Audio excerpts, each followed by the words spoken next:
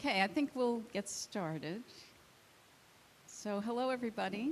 It's wonderful to see you on this beautiful April day for our celebration of National Poetry Month. So, you may know that April was designated Poetry Month in 1996. So, this is the 27th year.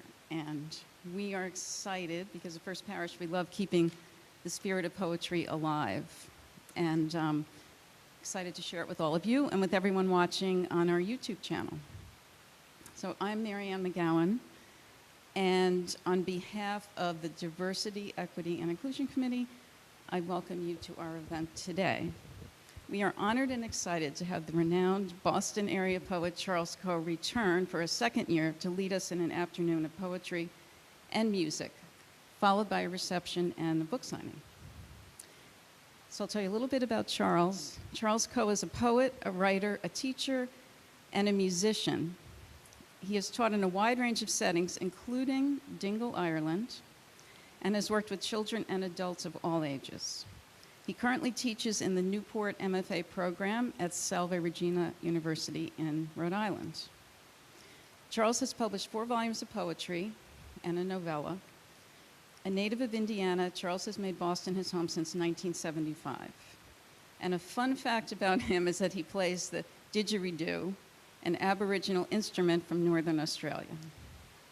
Today, Charles will share poems from his most recent collection, Purgatory Road, and we do have copies available afterwards if you'd like to purchase one.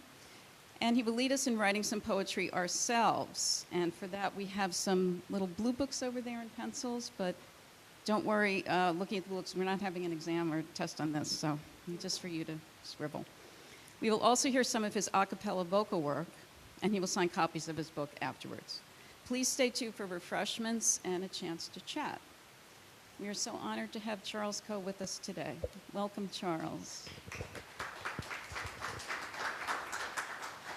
Thank you, Marianne. It's good to see folks here. And the folks at home whom I can't see, it's good to have you with us. I'm going to do a few things. I'm going to do a little a cappella music. I'm going to read some poems from my latest book, Purgatory Road, and we're going to do some writing exercises. So we'll have a chance to sort of play with that as well. But I guess I'll start off with a little music because this room sounds so good. It's a beautiful sound in this space. I'm going to share a song of mine called Black and Gold Blues that is inspired by the old blues dirges of the South. And here we go.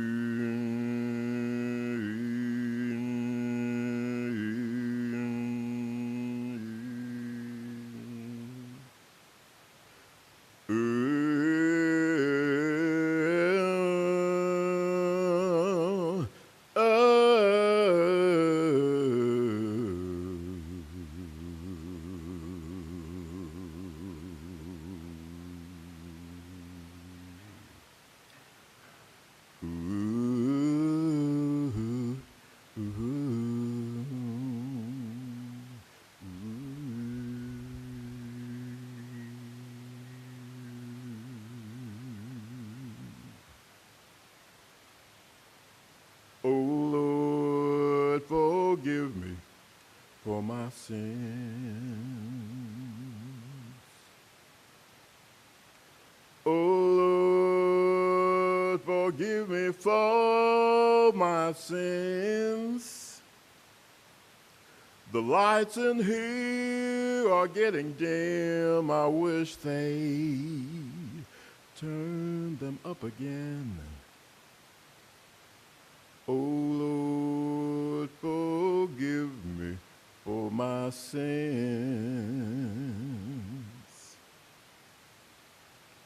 Tell that gal of mine I said goodbye. Won't you tell that gal of mine I said goodbye? I hope she finds a better man, one who'll do the best he can. Now would you tell that gal of mine I said goodbye? Send someone to look beneath my bed. Send someone to look beneath my bed.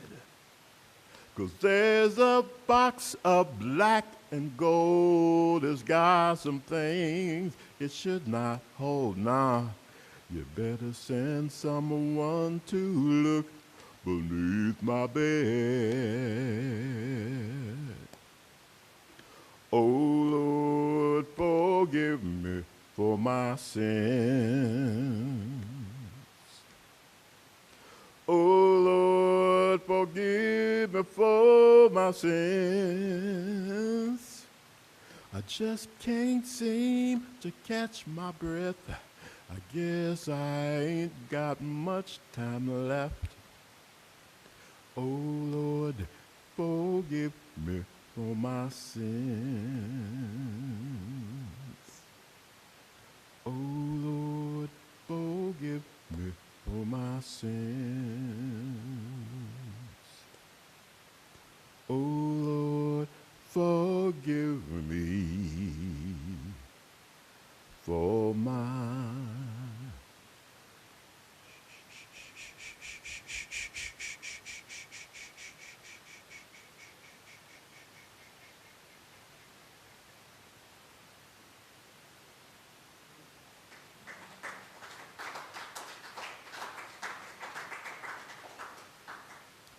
That was Black and Gold Blues. You know, sometimes when I do that, I usually do it with a band that I work with. But anyway, sometimes people say, so there's a box of black and gold under your bed. It's got stuff you shouldn't. What's in the box? What's in the box? I don't know. What's in your box?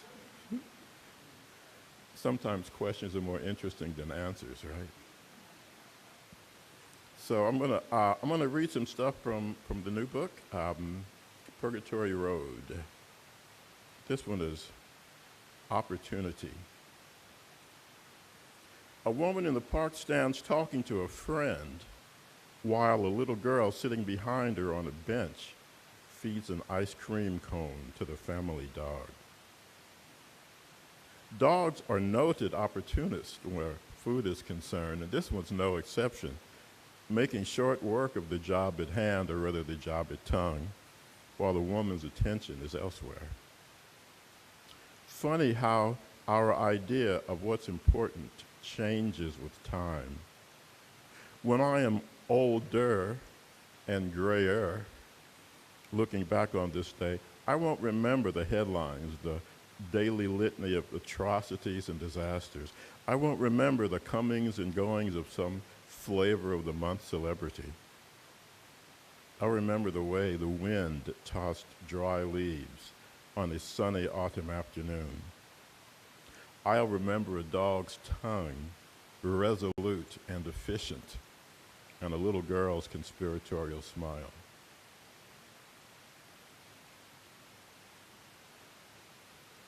It is interesting how, when you look back, sometimes the things that stick in your mind are those little moments. I spent some time in Gloucester. I go up there to do residencies at a couple of places. It's beautiful up there. Man, I tell you, I could live up there easily. I got fascinated by the history of the granite industry, which has pretty much completely disappeared up there. There are a couple of smaller quarries that do boutique work, I guess, but the industry as a whole is in the past. And I was doing some research online, and I came across the newspaper article that prompted this piece. This poem is called Beast of Burden. Item from the Cape Ann Light and Gloucester Telegraph, March 8th, 1873. A block of granite was hauled to the Rockport Railroad Station on Wednesday that required 13 yoke of oxen to get it through the streets. Curious people line either side of the dusty road, mesmerized by the slow procession. Oxen pulling a massive wagon that creaks and groans under its load, an ancient and eternal slab, formed when the world was young, that will outlast onlookers by 100 generations. It would be foolish to think these animals understand their role in history, that they know their load will grace some grand edifice of the young republic.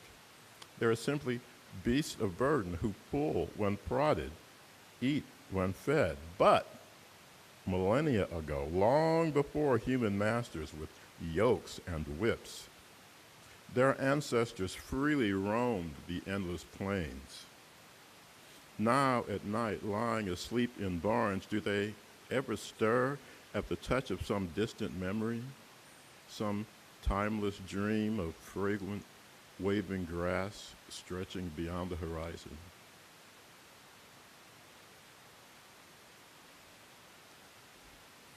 If you don't get up to Gloucester, if you haven't been up there for a while, this is a good time of year to go. Anytime is a good year to go, I think.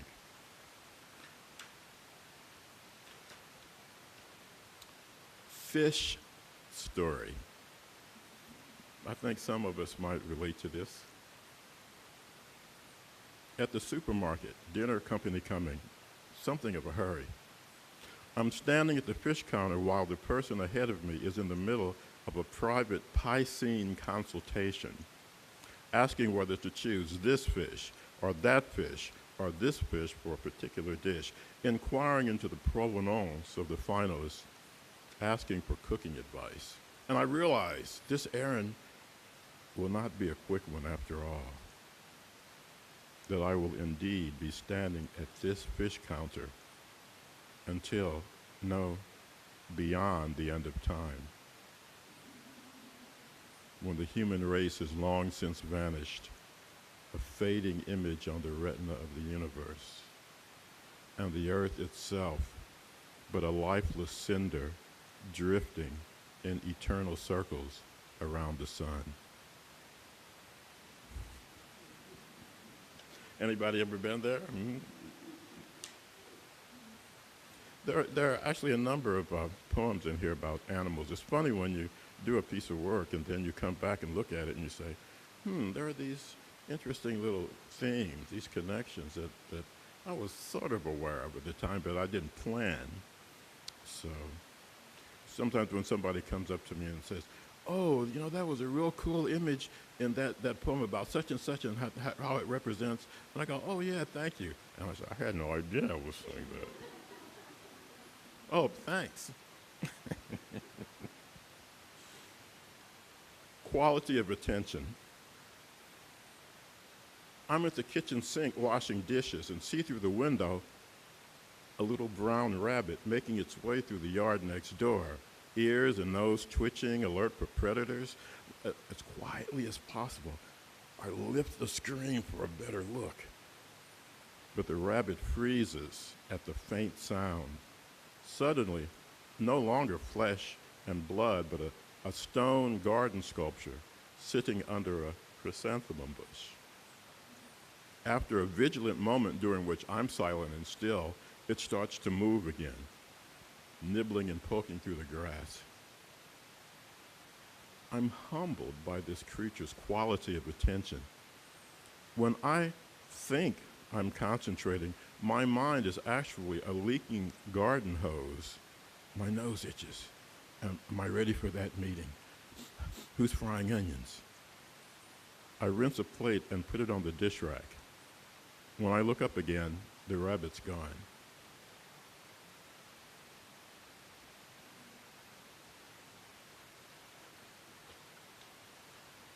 Oh man, I remember this moment well. I was I was on the parking lot at the Fresh Pond Mall, and see this. This is Vortex. A pickup truck pulls onto the mall parking lot, and the driver hops out, slams the door, face set in anger, striding across the asphalt. A young boy climbs slowly from the passenger side, runs after him, catches up, and trailing behind, head down, says, "Daddy, you don't want me." His father says nothing for a long moment, finally mutters, "It's just that I get mad when you do stupid stuff." He says nothing more, never looks down at the boy, now walking beside him into a vortex that waits patiently to swallow them both.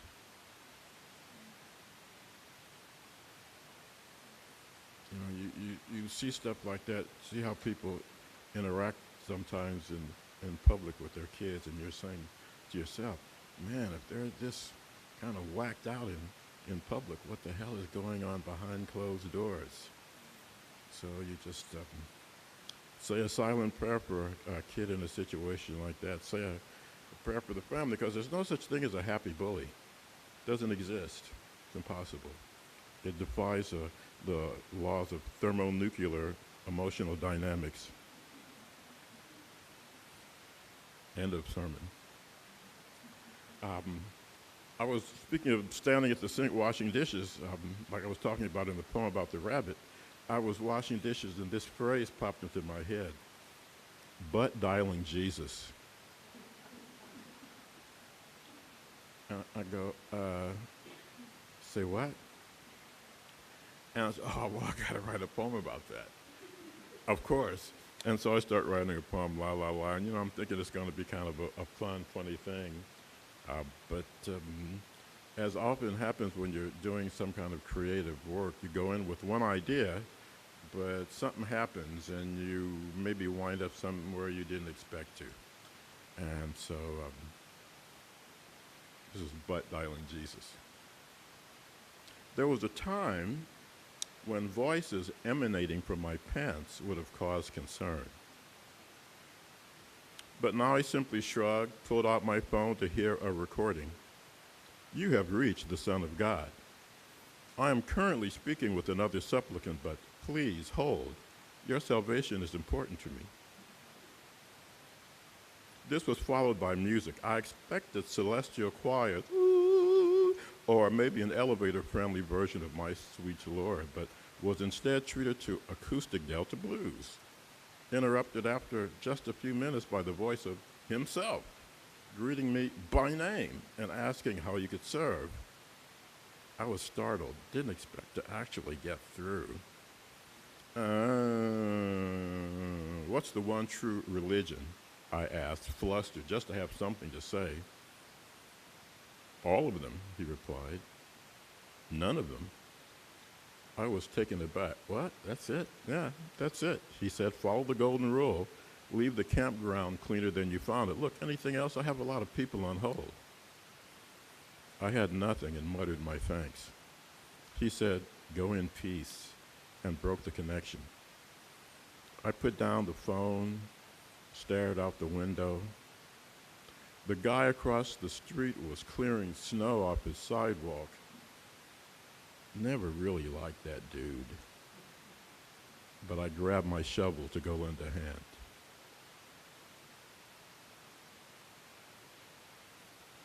See what I mean by it taking a little turn on me? I was going, giggle, giggle, ha, ha, ha, ha, giggle, giggle, and then at the end it's like, oh. I had the joy of going to Cuba in January of 2020. I teach in a low residency program, as Marianne mentioned, down in Newport. And in the winter, 10-day intensive, people have the option of going to Cuba and doing their study there. And I went on that trip with the faculty member who does all the organizing. And we got back just a couple of days before I started hearing these little news reports about this strange new virus that was going around. So we got in right under the wire, and the program just resumed this past winter, so I'm glad people are going back. But this is snapshots from Cuba. One, in Havana on a bus for tourists, plush, comfortable seats, air conditioning, a cooler in back filled with ice, bottled water, and apple juice, snacks in a bag behind the driver's seat. While stopped at a light next to a crowded city bus, I meet the eyes of a man standing, hanging from a strap, body sagging with the weight of a day's work, rough clothes covered with dirt and dust. We are separated by 2 layers of glass and a slice of hot, humid air, 3 feet and 1,000,000 miles apart. 2, a young boy alone, kicking a soccer ball in a dirt yard, 2 boxes against the fence for a makeshift goal, moving to silent salsa. 3, 3 men, 2 locals and a tourist, sharing a drink, surrounded by cats wandering the plaza. The tourist says, when I was here in 95, I don't remember seeing so many cats. The locals exchange a glance. Well, things are better now. So what does that last line say to you? What do you think was happening? Klaus is right. They were eating the cats. The El Period Especial, the special period when the Soviet Union collapsed and the $7 billion a year the Soviet Union sent to Cuba went to zero, like turning a spigot. And it was really a hard time. This is sort of a companion piece.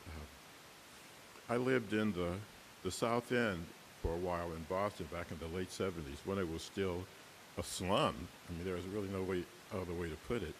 It is obviously now not a slum. It is the opposite of a slum. But this is scenes from a vanished city. The teenage boys who hung out in front of the pinball arcade, smoking cigarette after cigarette under the suspicious gaze of the cops on the beat.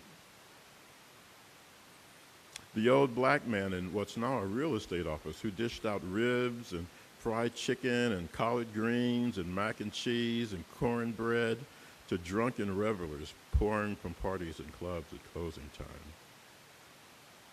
The little storefront coffee houses where earnest young people sang and strummed odes to the world they dreamed of creating. The windows of skyscrapers that glowed like burnished gold in the late afternoon light as you passed them in the elevated train. The young black man in the ancient heavy coat he wore in weather fair or foul, who sat on the steps of a boarded-up brownstone, now a multi-million-dollar property, and never spoke, just stared into a future only he could see. When I go through the South End now, it's like it's another planet. But that's the story of life in this world we live in. I'm going to read a few more, and then we're going to do a little writing. How's that? Is that a plan? Sure, we can do that too. We can do that too. This is Love. These are 3 poems about the interesting experience we've all had these last few years. Love in the Time of Corona, with apologies to Gabriel Garcia Marquez. In ancient Greece, men shook hands as a demonstration of good faith, to show they weren't armed. In these days of fever and fear, we keep our distance, resist the timeless call of flesh to flesh. But the time will come again to take the stranger's hand, embrace a friend, share a kiss, Until then, our cries for human touch are dispatches from separate battlefields, tied to passenger pigeons we release into the restless night.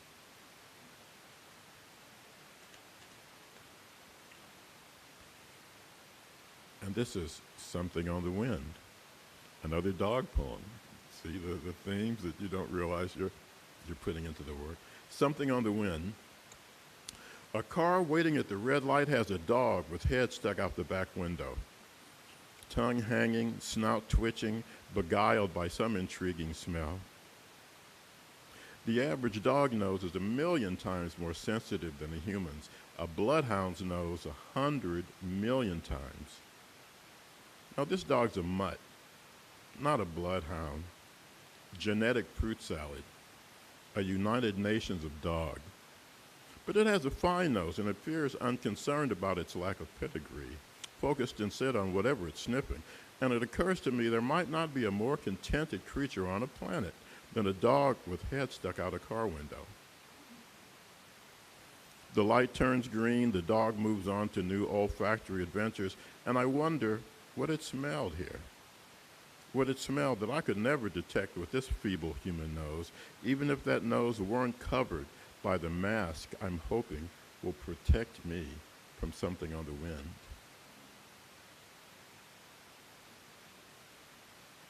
And then one final Corona poem, and then a little music, and then we write. And then rewrite.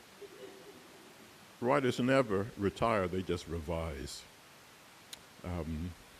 So this is Communion, spring 2020. Do you remember those times we'd all meet at some favorite restaurant? Stepping in from the cold, breathing clouds of garlic, shrugging off coats for the welcoming hugs. We'd examine the menu with the care of archaeologists, blowing dust off a newly discovered Sanskrit tablet. And we'd sit so close, touching sometimes, passing platters back and forth, everyone yakking at once, pausing to join in a ragged chorus of "Happy birthday to you," drifting over from a nearby table. And finally, as our ravaged plates made their way back to the kitchen, sometimes we'd pose for a picture taken on somebody's phone by an indulgent server, arms wrapped around each other, grinning like high school kids at graduation. Now those of us who live alone search cookbooks and computers for the dishes we make for one. Post pictures of our creations online, not to brag, but to share communion the only way we can.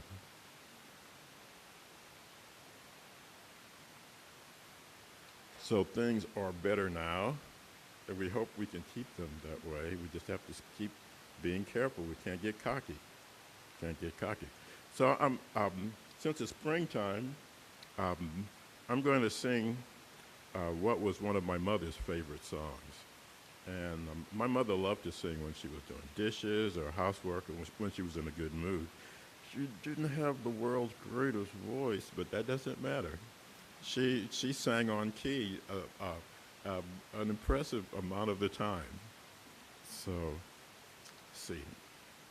Let me get a keyboard.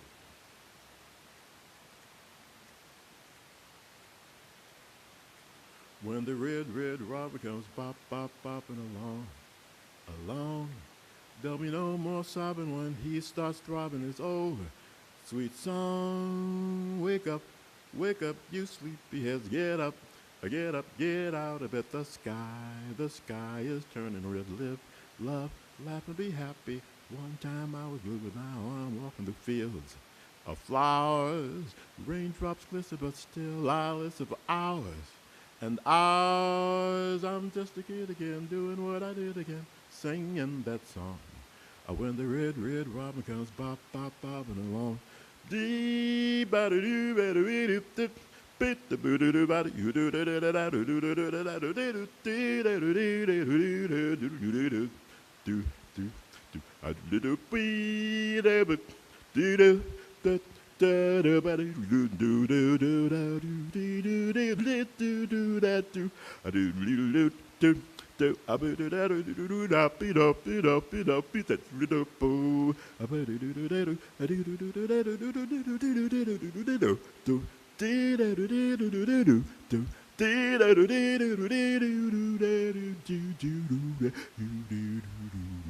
Will the red, red robin come pop, pop, popping along, along. And there'll be no more sobbing when he starts throbbing. Oh, sweet song, wake up, you sleepy ass. Get up, get out of bed. The sky is turning red. Live, love, laugh and be happy. One time I was blue, but now I guess I'm walking through fields of flowers. The raindrops glisten, but still I gotta listen for hours. And as I'm just a kid again, I'm doing what I did again, singing that song.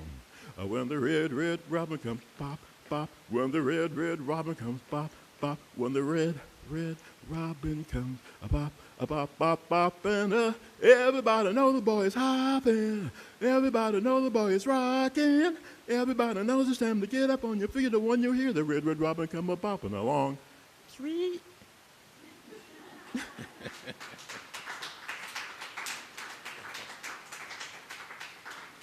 Hey, Mom, hope you enjoyed that one.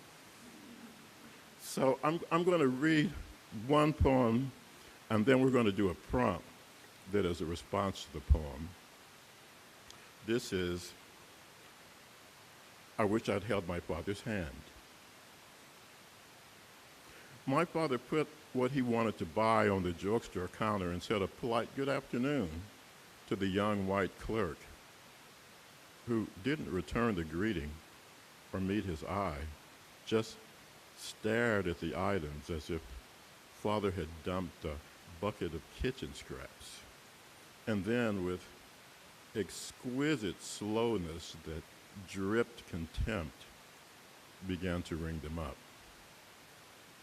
It was an ordinary day in Indiana in the early 60s. Everywhere a black person went, they had to bite their tongue. Looking back over the years, I wish I could go back to that afternoon when my father stood quiet and still while that punk tried to put him in his place. I wish I could have caught his eye, delivered the silent message that I understood what he had to go through every day to keep the peace, to raise his family. I wish I'd held my father's hand.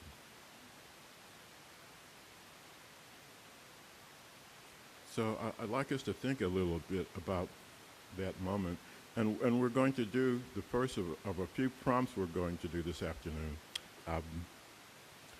I'll give you 3 minutes to write whatever comes to your mind in response to this prompt. And we're going to have some stuff handed out now.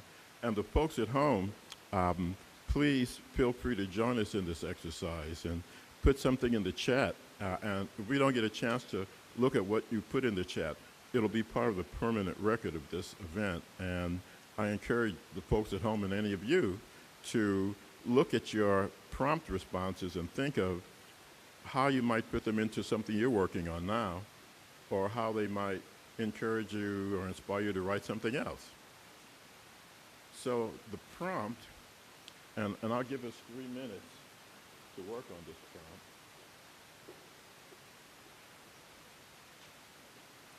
The prompt is, think of a time when you got the message that you were not welcome.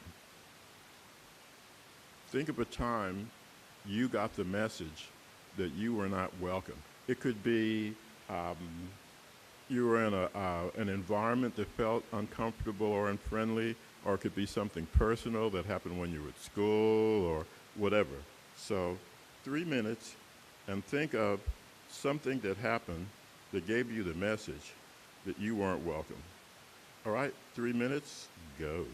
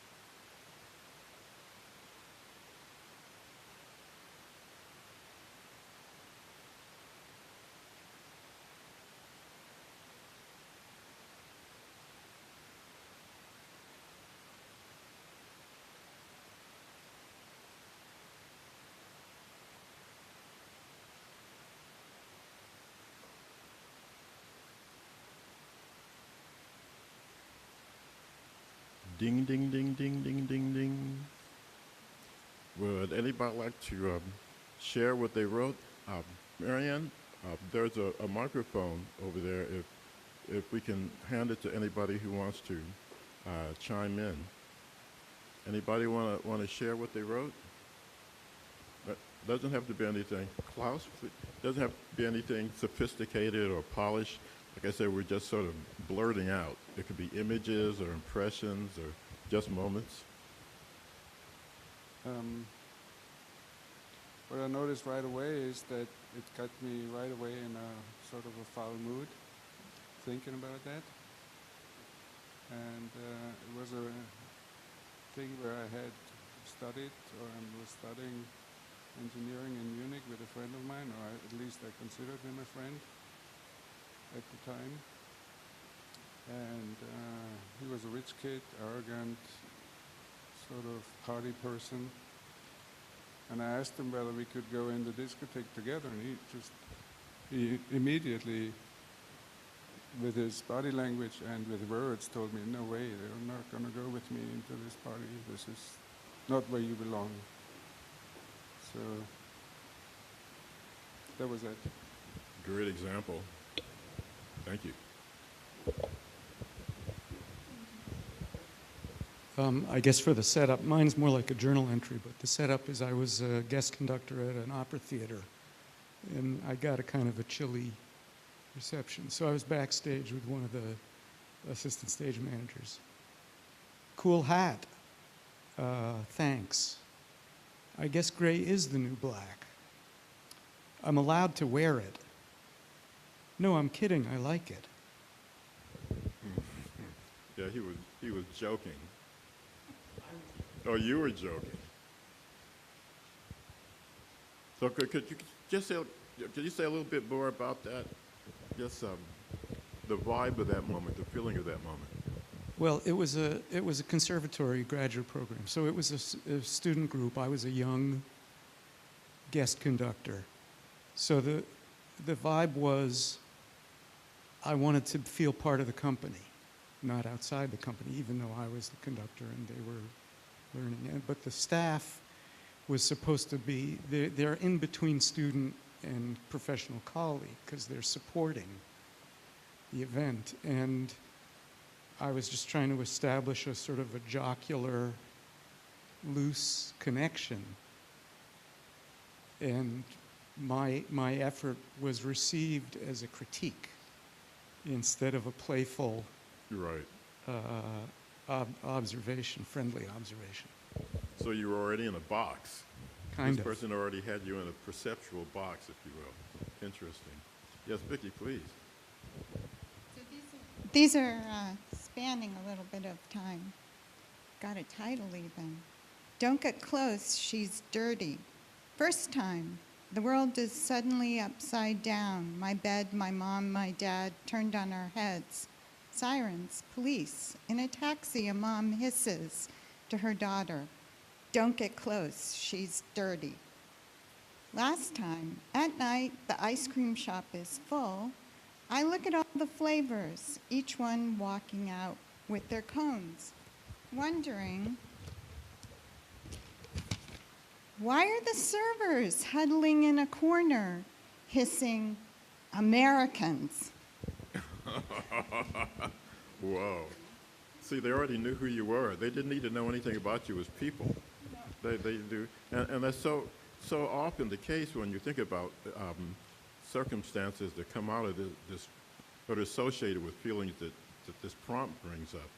So much of the time, somebody just knows what color you are or what accent you have or what clothes you're wearing, and they figure they know everything about you already that they need to know. They're all set. Thank you. Yeah, this is sort of a what clothes you're wearing kind of poem. When I was a little girl walking to school, those girls were walking behind me, whispering, giggling, pointing to my feet. My shoes? What's wrong with my feet? My shoes. I turned and looked at them. I looked down at my shoes. They were hand-me-downs for my sister, but they looked okay to me. I looked at my socks. They had a big hole in the heel. I stopped. They ran past, giggling in their shiny new shoes and socks. Ooh. Oh, that's a good one. That last image of their shiny new shoes and such. Thank you.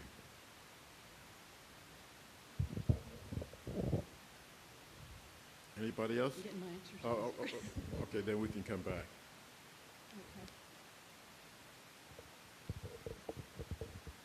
This was just, this is a memory from a long time ago. I just wrote a manuscript about a little ballerina, a dragon ballerina. But I wanted to be a dancer so badly. I couldn't get the beat. My rhythm was awkward. No one asked me to join the circle. The tap dancers tapped away. My leotard wasn't even pink. Did you ever feel, did you hang around long enough to feel a little more a part of things, or were you kind of permanently frozen out? I'm still sort of an awkward dancer. I took up horseback riding. So now you dance with the horse. Yeah. Thank you. Okay. And then we can come back over to the other side. So we were talking before about being the smallest one in the room. That is a leftover from this morning. So I guess that's what also prompted this. You can go play at Susie's house, but you have to take Janny along, my mother said to Mary. Groans and grimaces and yanks to my hand. Then standing stiff and separate off to the side of the room. Older girls chattering, engaged in their exclusive conversations and stories. Shrinking into the wall in skimpy shorts. No, good one. There's something about, there's a perfect cruelty that sometimes is demonstrated by like 11 or 12-year-old girls. It's amazing.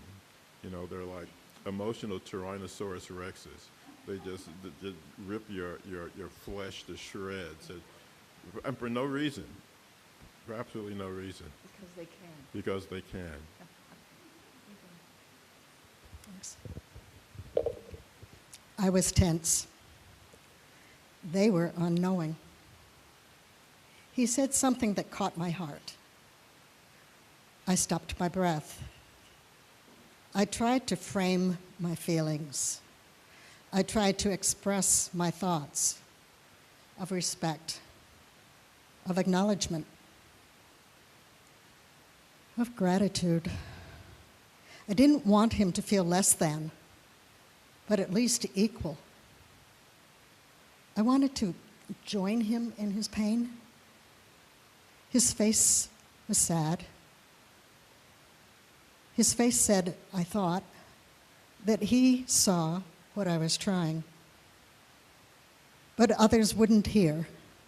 They shouted. I had hurt them.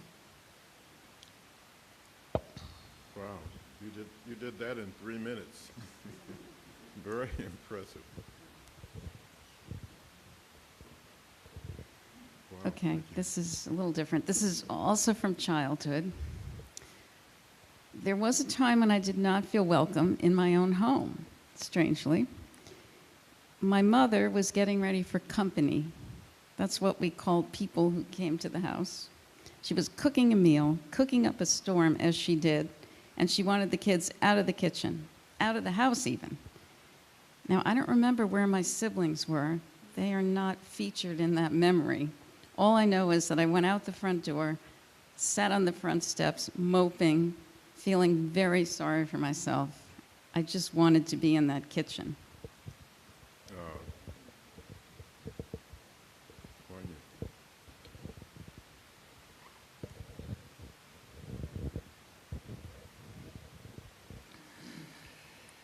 A look from people's faces in awe, not a word was spoken.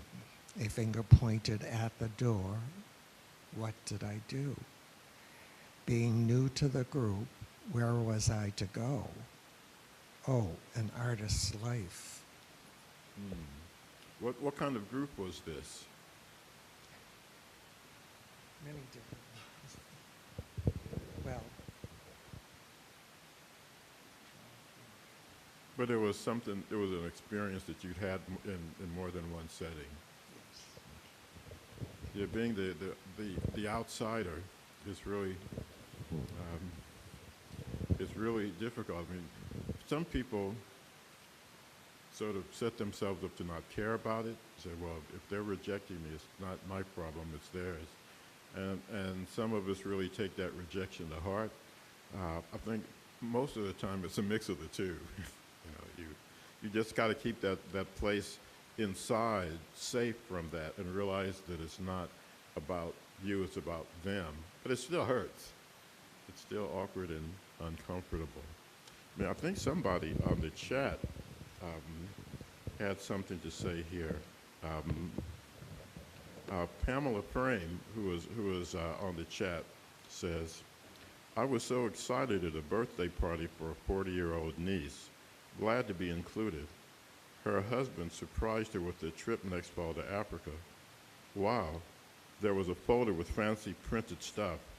Everyone applauded. She cried and said, it's too much to her husband. Attention turned to, I don't know, drinks or something.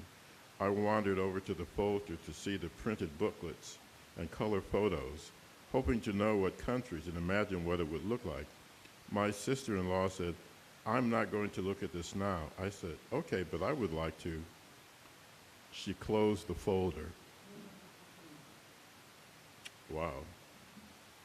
It still hurts.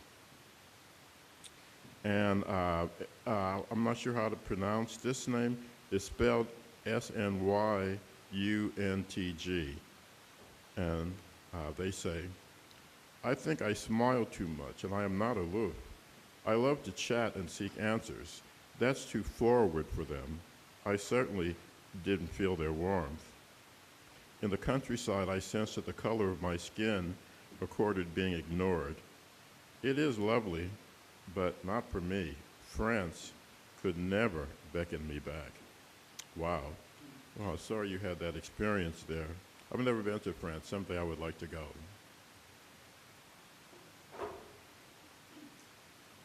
If they'd put up with me. I'm going to read a poem I wrote about my mother in this context, and then we're going to do another prompt. Riverside Park. Years ago on the north side of Indianapolis was an amusement park where colored people couldn't go. One Saturday morning in an act of teen rebellion, my mother and her girlfriends decided it wasn't fair that only white kids could ride a merry-go-round. Without telling their parents, they got on the north side bus to Riverside Park.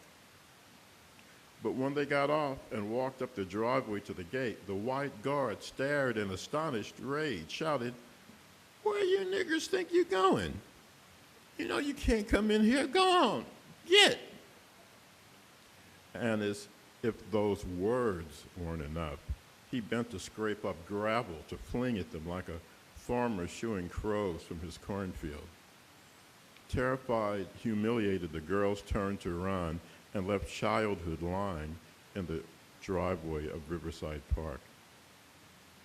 Imagine them on the bus ride home, faces streaked with salt and ringing in their ears the voice of a man one might be tempted to dismiss as a cartoon cop, policing carousels and cotton candy, but one who would have easily fit in with certain distant colleagues, who at that moment, after a long day, loading their pale, emaciated charges into the hungry ovens, were sitting to family supper, and in the morning would calmly brush from their cars the fine gray ash that drifted day and night from silent, lead-colored skies.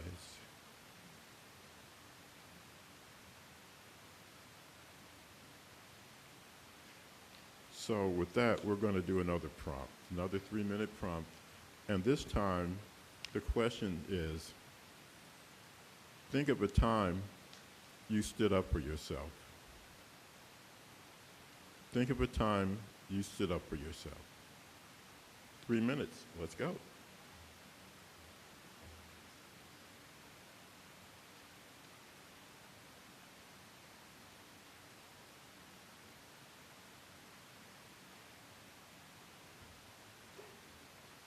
Think of a time you stood up for yourself.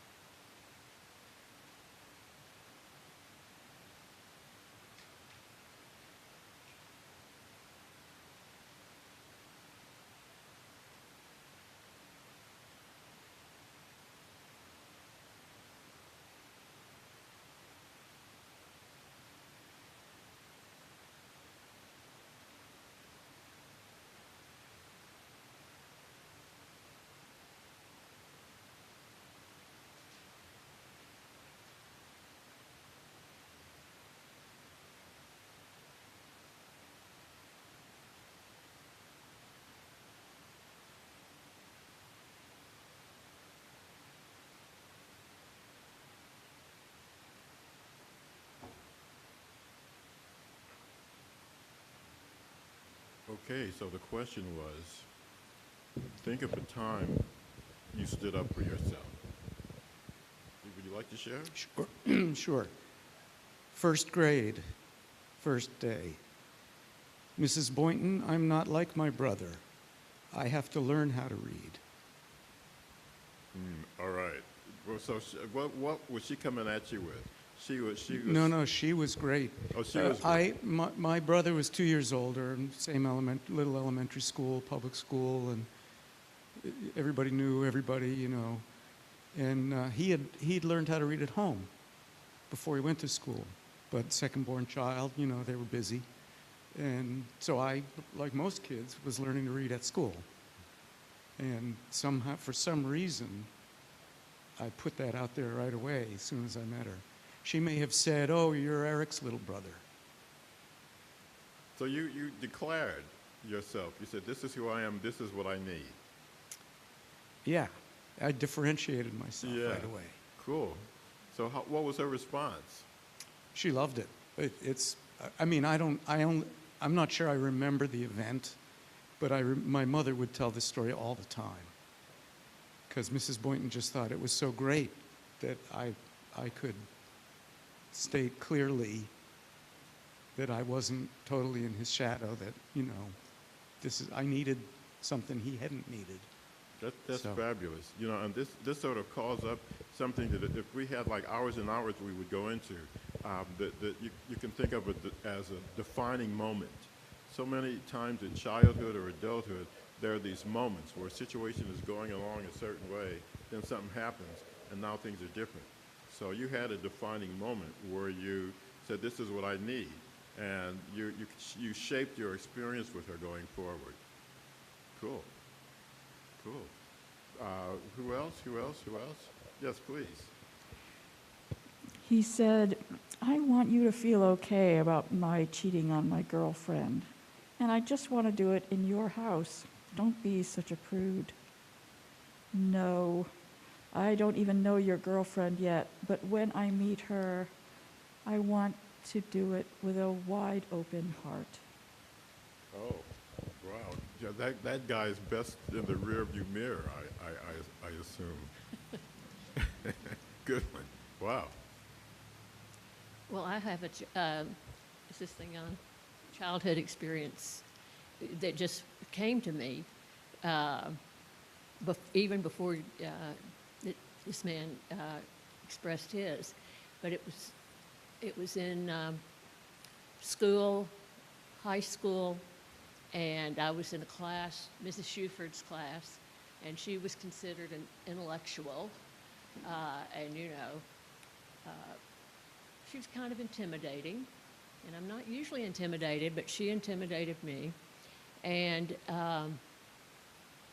I did not recall this until she wrote me a letter decades later to tell me that what I said to her changed her life. And this is it. I can't remember exactly how it all played out, but she reminded me that I had gone up to her after class and I had said, why do you always, something like, put me down? Why do you always think my questions aren't, worth your answering? And that's all I remember about it. And I'm sure I, was very sad about it for a long, after that, but tried not to let it get to me or damage me. And she wrote me a letter, probably 20 years later, and she said, I want you to know that because of that exchange we had, I changed my teaching. And I'm using that exchange to tell teachers, she's also teaching teachers, to tell them what not to do and how damaging it can be. Good for you. Now, did she ever come to you in real time and say anything? No, because that was in Texas, and I was in, on the East Coast by then. Gotcha. Wow, good for you. Good for you. It's hard for little kids to do that, too. It's hard for children to speak truth to power to adults. It is.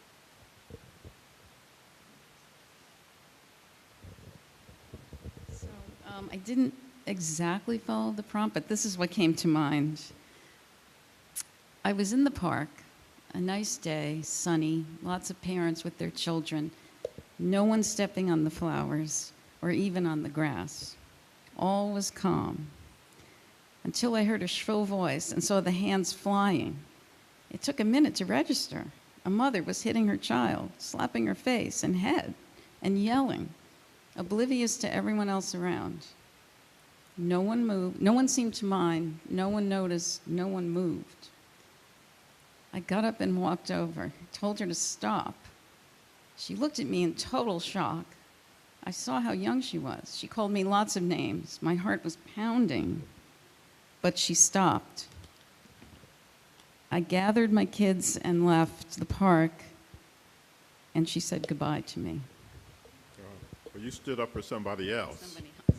Good for you.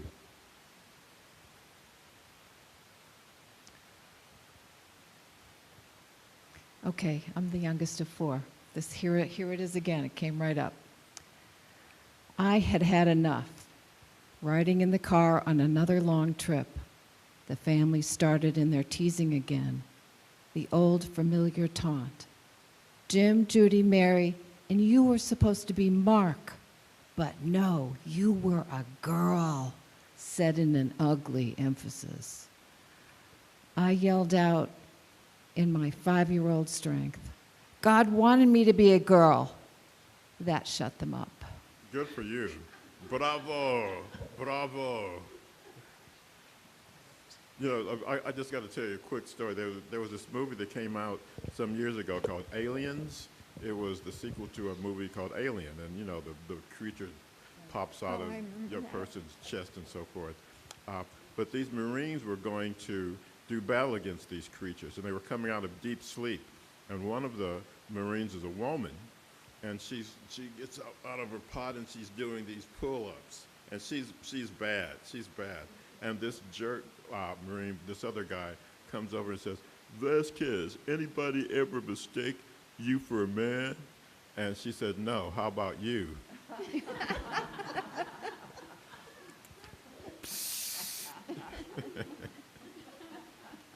So don't mess if you don't want to clean up after yourself. So please.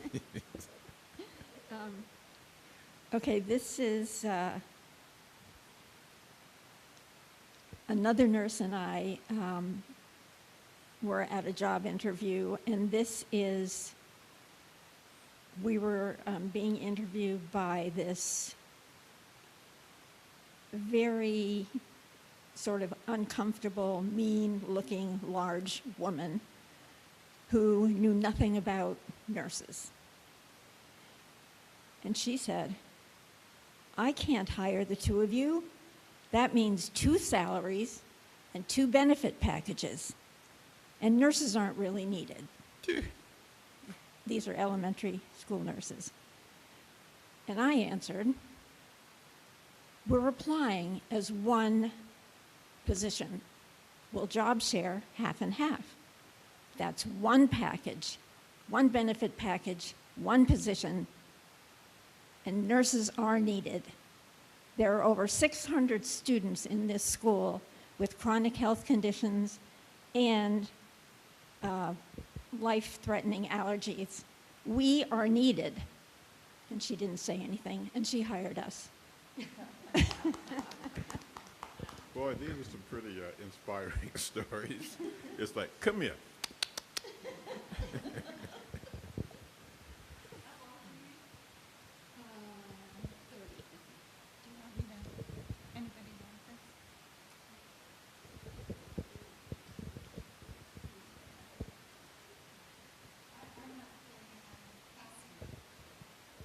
So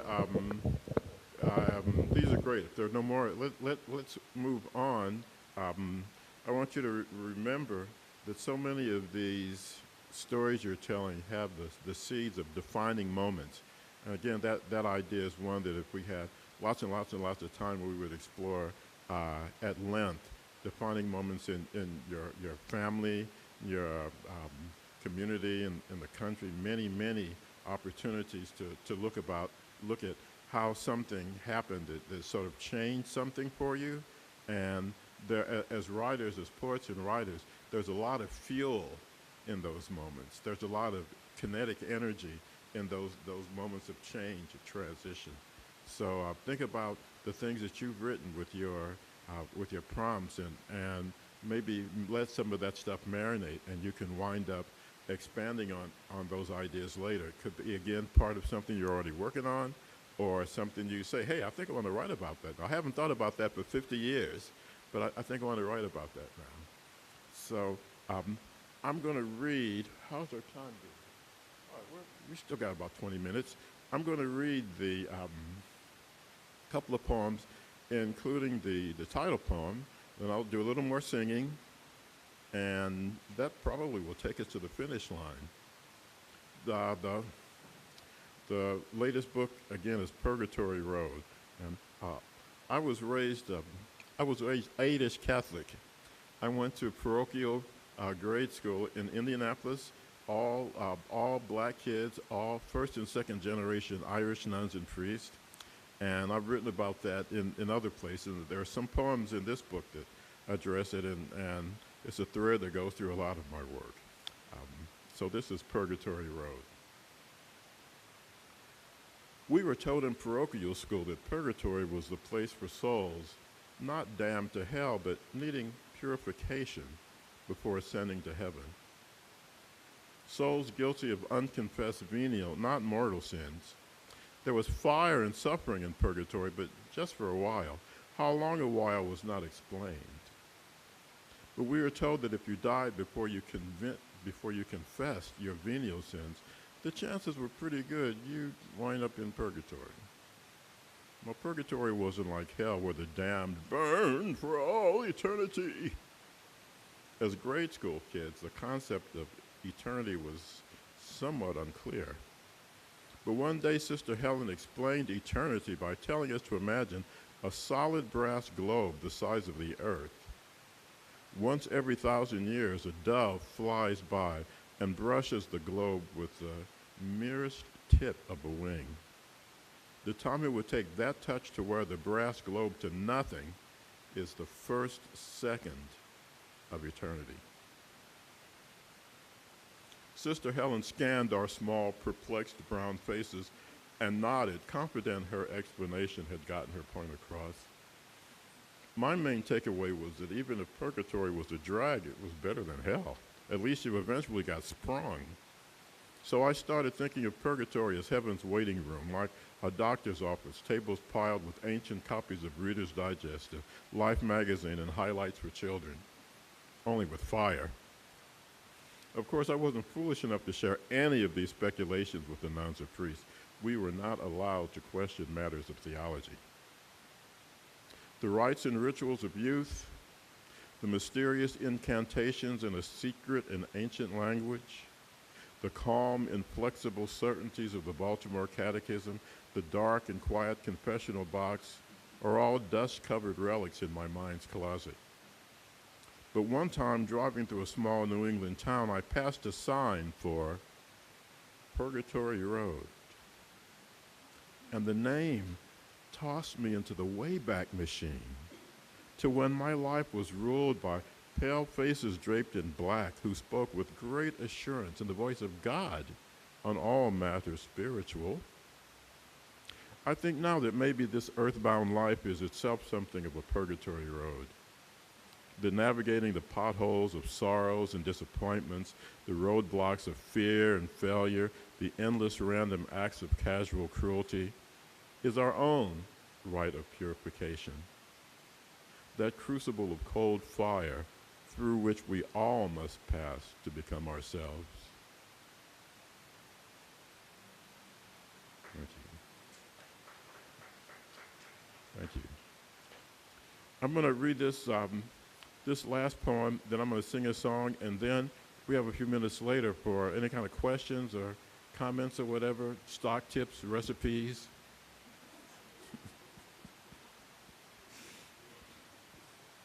Flight interrupted. Late night at a subway station. I'm the only one getting off. No one's getting on. And I stand a long moment watching the train disappear down the tunnel. A solitary pigeon has somehow managed to navigate 3 levels from the street down to the platform and is walking back and forth along the tiles, cooing, head bobbing. As I walk toward the escalator, it flies up to the ceiling, spooked by my nearness, flutters along the solid barrier, and finding no path to familiar sky, returns to pace the platform a little farther down. I make my way to the escalator, looking for an employee to tell, but there's nobody there, never anybody there at night anymore. And as I reach the street and step into the cool air, my poet brain instantly chugs into motion. The machinery of metaphor rattles and cranks, hissing steam and spitting images as I consider the bird's flight. Maybe Freud would have said, this isn't a metaphor, it's a pigeon. A living, breathing creature with a beating heart like mine, trapped in a place it neither belongs nor understands, but the seed of a poem has already taken root. I'm already comparing this pigeon's dilemma to every creature constrained and bewildered by whatever invisible ceilings keep us from taking wing. So I'm going to do a song by one of my favorite singers, Sam Cooke. This was my favorite hit of his, and sadly it was released after his death. It became #1 a few months after he died. It's called A Change Is Gonna Come. I was born by the river in a little tent, and just like the river, I've been running ever since. It's been a long, long time coming, but I know a change is gonna come. Oh, yes it will. It's been too hard living, but I'm afraid to die, 'cause I don't know what's up there beyond the sky. Now it's been a long time coming, but I know a change is gonna come. Oh, yes it will. And when I go to my brother and I say, brother, help me please. Sometimes he winds up knocking me down on my knees. Well, there've been times when I thought I couldn't last for long, but somehow I find I'm able to carry on. It's been a long time coming, but I know a change is gonna come. Oh, yes it will. It's been a long time coming, but I know a change is gonna come. Oh, yes it will.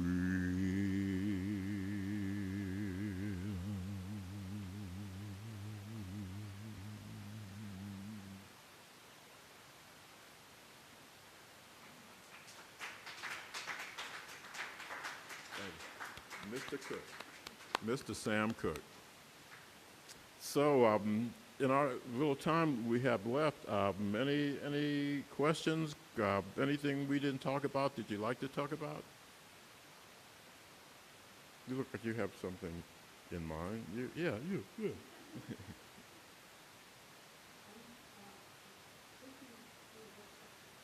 I do.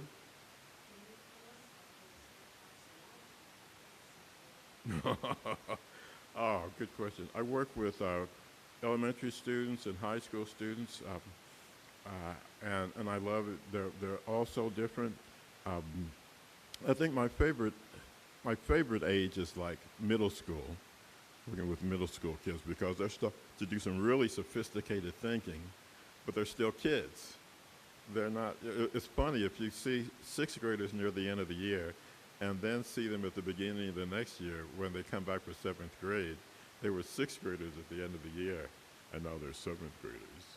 You know, they're interested in girls and boys, and they're not as willing to be vulnerable and open. One of the I'll give you two things that I love when I was teaching that age. I was talking to a bunch of kids about poet voice, you know, like when somebody, I'm reading this poem in my voice that I use when I am reading my poems. And I say, kids, don't do that.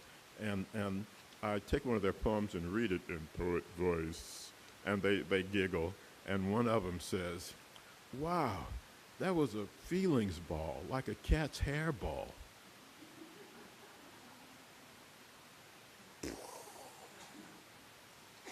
And another cool thing that happened, uh, when you're teaching, how many people here teach, have taught?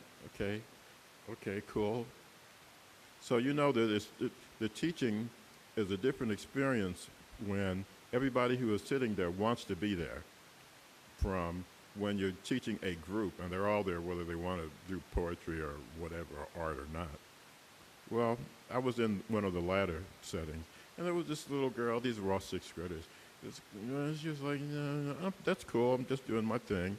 And I said, all right, so now let's write a poem about something we like. And so everybody writes their poems, and I read their poems, because then they get to have their poems read by, a grown-up poet. And her poem was My Fish. And it went, I like my fish. I'm not an only child. And when I talk to my fish doesn't interrupt.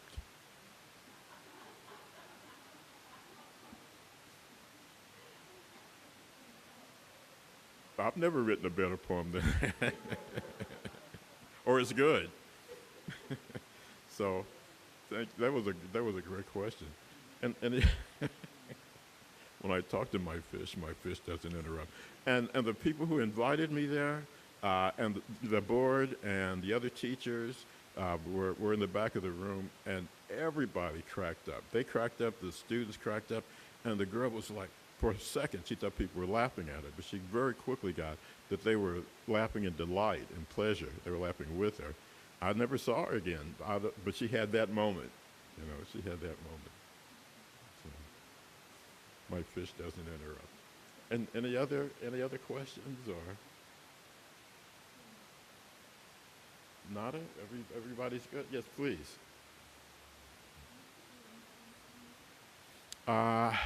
I write songs, so it's a permeable membrane. I write song lyrics, and I write poems. So I don't put my poems to music as such. When I'm working on something, I see it as either a song or a poem.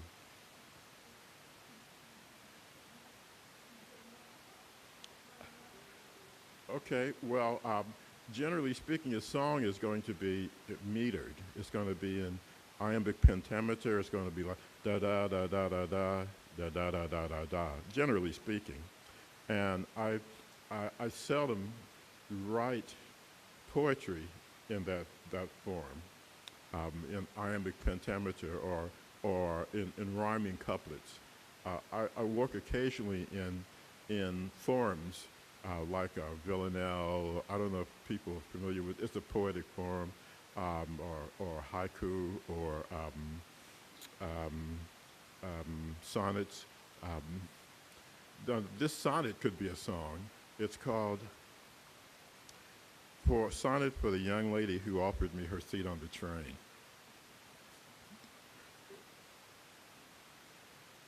Your smile illuminates the gloomy morn, as sunshine warms a chilly mountain lake. Before me sits a beauty not yet born when decades trailed already in my wake. You stir as if to rise and yield your place, but I return your smile and shake my head, while hoping in the moment that my face will show no hint of all the thoughts unsaid. I could have sung your mother lullabies. Yet, still a young man lingers in my heart who once delighted in a young girl's sighs. The time has passed for him to play that part. He read his lines upon a perfumed stage, but as they will, the years have turned the page. So that could be a song. Thank you. Thank you.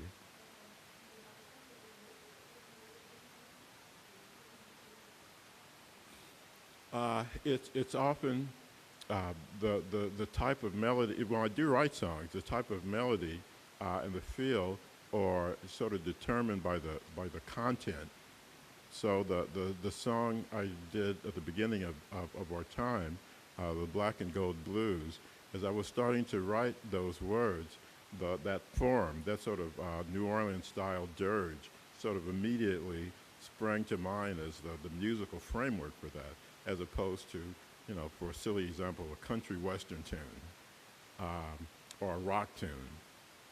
So form follows function, I guess, in a way. Are you a songwriter? Gee, those are very good questions. Interesting questions. Yes, please.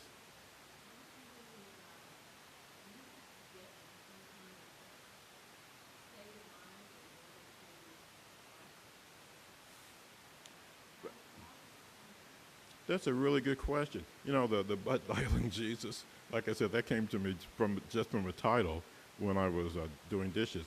But often, a lot of what I write is in response to some observation or experience. Like the poem about the dog licking the ice cream cone. You know, that poem sort of, I won't say it wrote itself, but it was very clear that there was something there, and it was something that engaged me to write about.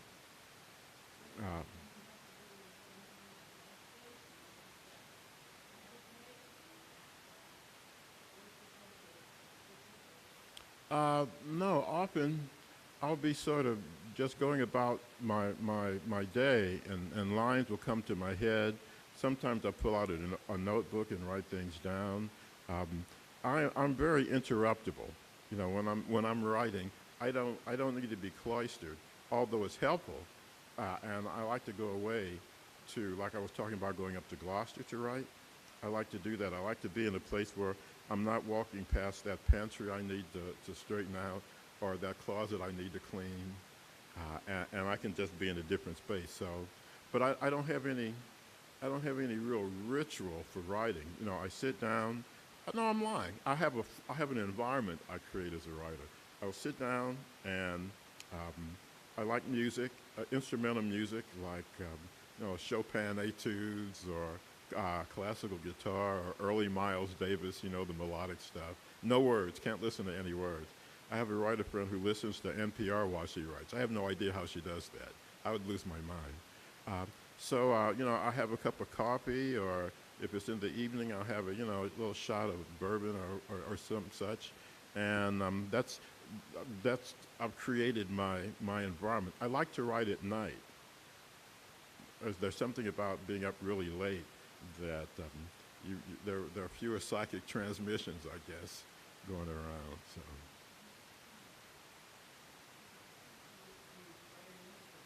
I do. I play guitar and I play the didgeridoo. The one that goes, that guy. Yeah. I do sometimes. Yeah. Well, I do overtone singing too, so that's kind of a kissing companion. It's like,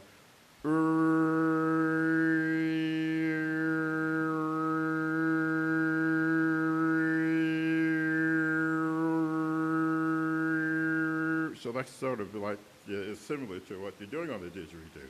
That's how I got involved in the didgeridoo, because I had a teacher who was teaching me how to do the overtone singing, and I went to this concert where I saw didgeridoo perform for the first time. I said, well, I want to do that. And you had a question, or somebody? Oh, okay. Okay. So go on. We have reached the end of this period, and I really want to just thank Charles for coming here, and everyone for being here in person and for watching virtually. We have refreshments, we have books, and the opportunity to have a book signed, so books for sale over here. So I'd invite you to carry on the conversation. And again, thank you. Thank you. Thank you. Sorry. Yes, go. Is this for me? Oh, this is beautiful, beautiful. I love these guys. And you know, I had one that kind of fell on hard times a couple years ago and had to be retired. But I'm going to take really good care of this one. Thank you. Thank you. And it'll start a new one. Oh, fantastic. Great.